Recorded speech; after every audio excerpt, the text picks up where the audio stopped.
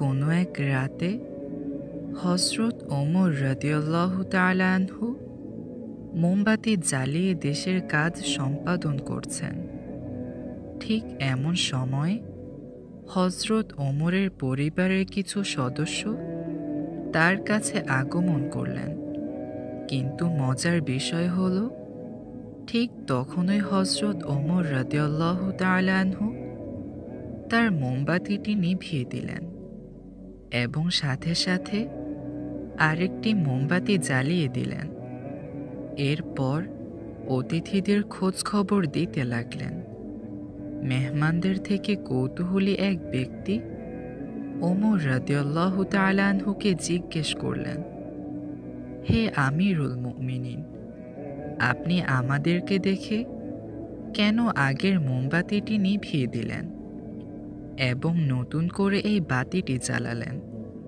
খলিফা ওমর বলল, আগের মোমবাতিটি ছিল রাষ্ট্রীয় সম্পদ।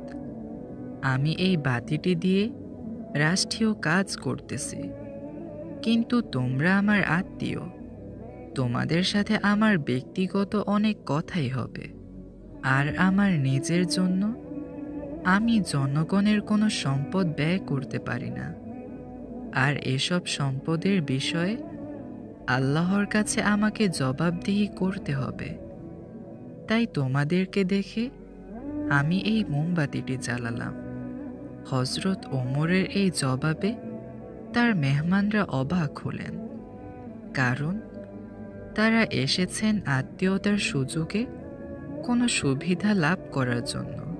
কিন্তু তার এই জবাবে তারা হতভম্ব হয়ে আর কোনো আবদার রাখতে পারেনি, কারণ সামান্য মোমবাতি নিয়ে খলিফার মধ্যে এত সতর্কতা, এত সাবধানতা, যা দেখে তারা আর কোনো কিছু বলতে সাহস পেল না।